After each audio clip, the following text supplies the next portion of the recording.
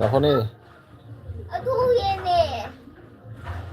Kamu I bro. like. Saya udah saya. Terus saya boleh. Ganito na. Ako, ano mo hindi ako. Ganito dati.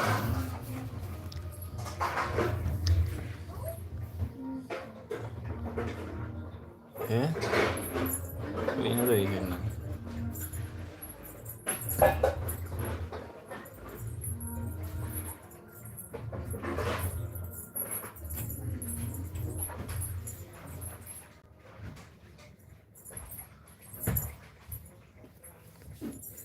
Mobile पर देंगे मैं Hah? Mobile में bro देंगे की Coba. पापा mobile bro पापा ही bro Kamu masih. हाँ Kasan. कई तो नहीं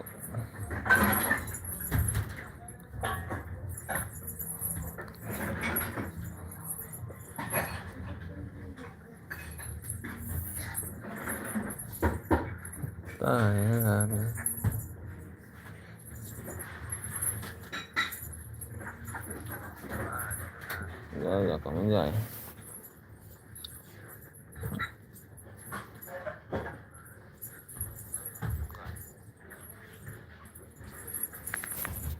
ठीक ले सकते हैं फिर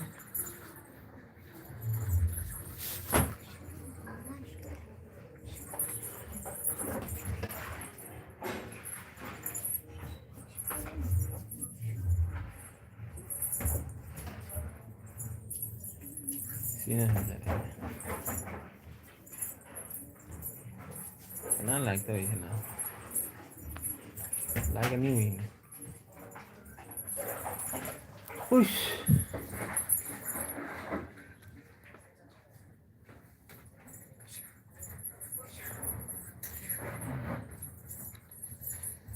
Nah,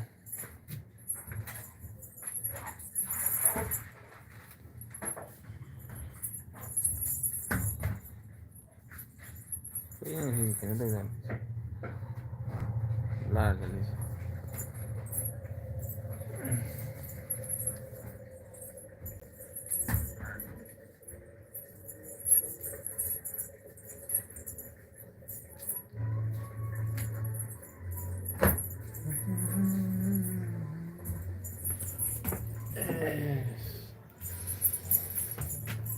ini ya eh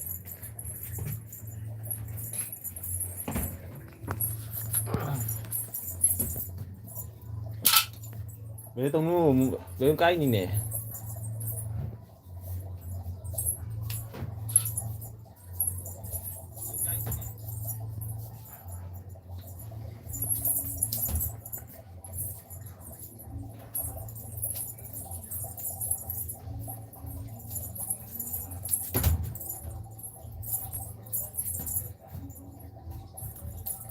aja dan ini belum tuh Apa? Aduh, kayak datang dekan sih. Apa pak? kan thay jadi nah Kayak kaget lo itu deh. lo di Lo ini kan cenggulau. Lo ini kan sih. malah thay nak nih kali gini angin no Lo ini. Apa pak? Papa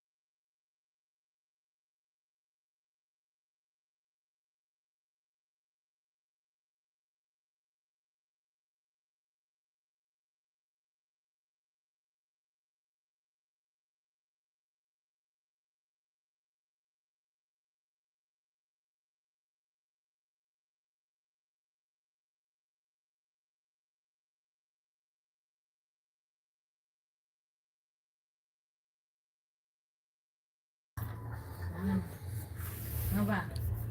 Dipindah apa Dia bilang hello hello hello hello hello hello hello kayak gini không thì lại mà pan ini lagi.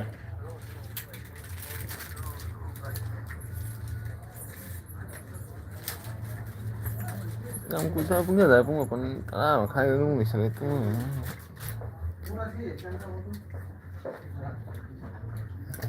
Mana này? Tahu dia sudah lalang. Baca. Cái nào chúng nó lạnh nó? Ini baru ya be. Ini là hai cái này. Con nhớ từ gì cơ đó. Omar gimana? Kenapa không dia Omar gimana? Hello. Hello bro, hello hello.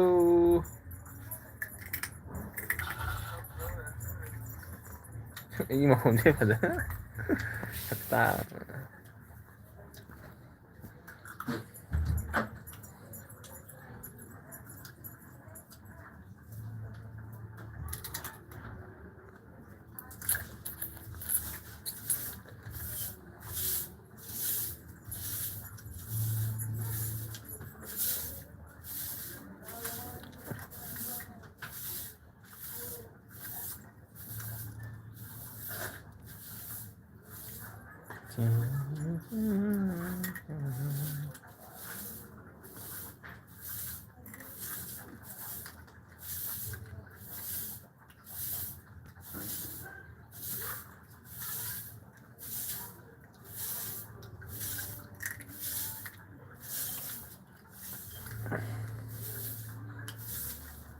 Cái nó gì?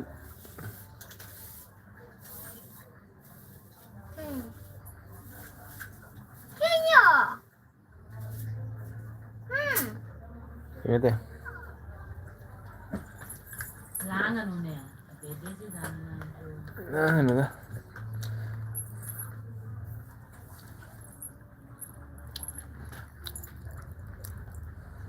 Tani.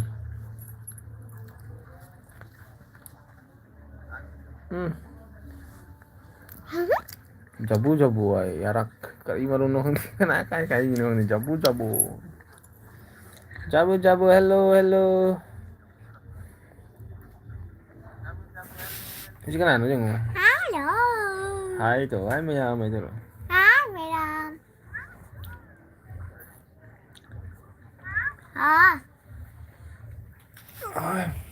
Bảo bà qua để vô.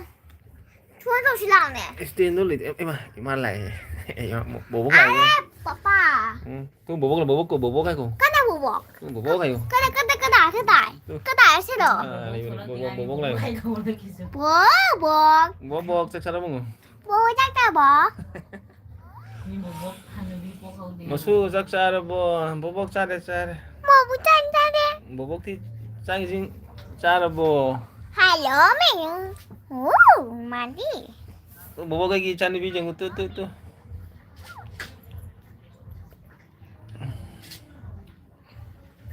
Chăn bisa iman mana jeng bobok. Ai jeng hara mu bagi. अभी कर देंगे M आजादी करिए अभी कर देंगे M yes दी है ना Ano yan ang iyan? Di ko pa. Comment लगते कहीं ना पाते Wala.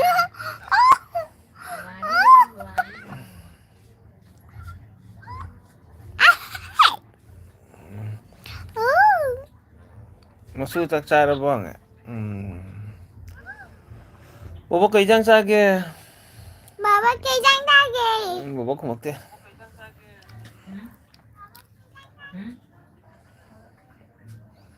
Alo. hindi ya kana tamu na ho Bố bọc.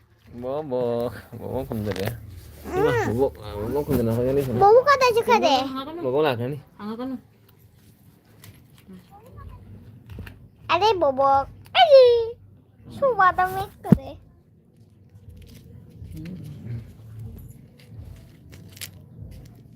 Tadi he. Ở xe video saya sini. Tadi. Hmm. Betul ba? Hindi dumay itong nanahay ni kano saya na. Hindi siya nga. Kaun dah dulu. Apa dah dia mau? Jangan dulu deh enggak. Saya asap pizza loh.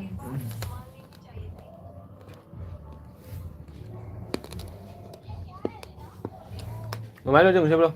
Udah. Mama gini deh. Hai bunyi. Nak. Mana video? Video nih. Ini bos. Gambar. Zaman ini video को sorry मजा है अबे दे दा बाबा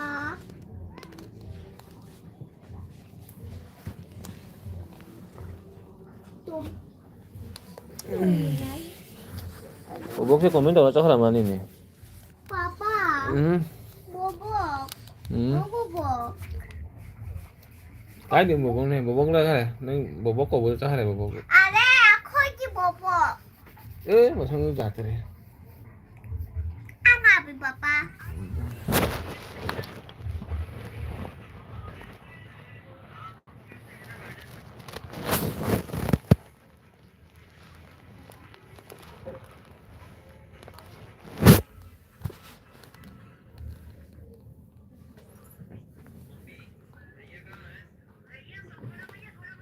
Hamaga là cái, hamaga cái hamaga.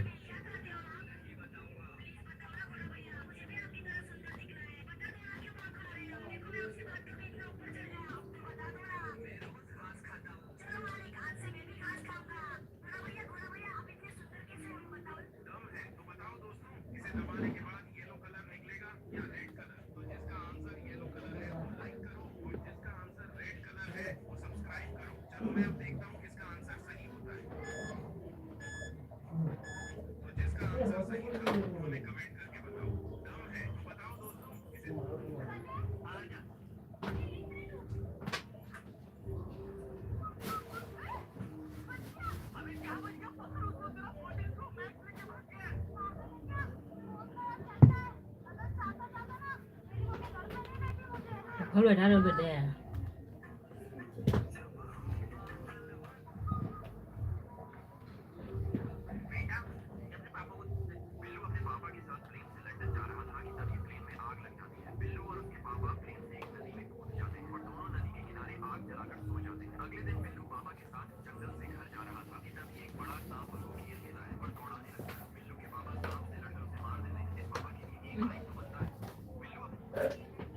Cái gì nó bùi hơn mà? Hả? Udah mulai. Mà biết cái bùi gì đó? Apa bos berhenti?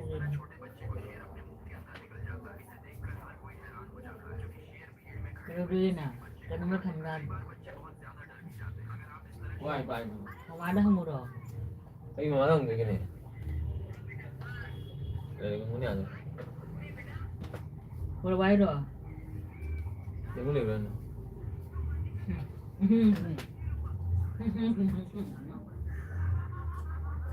Hah?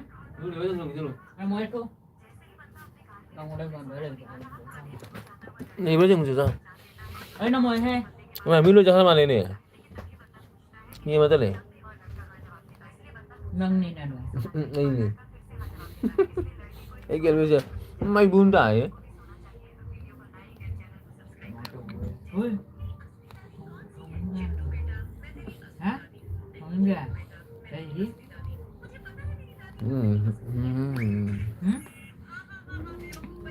Wah berdua, wah.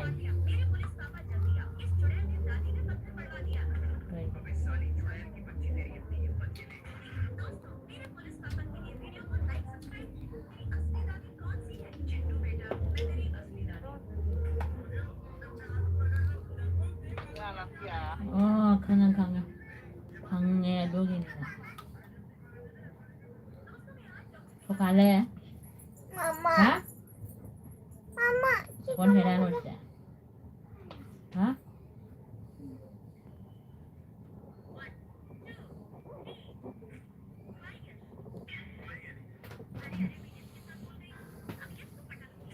Sino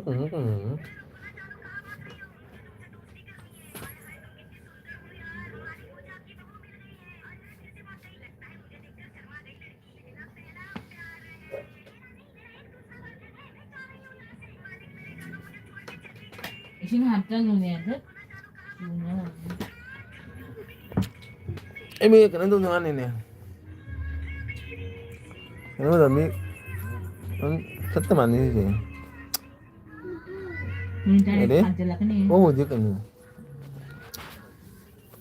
Wajah nongol.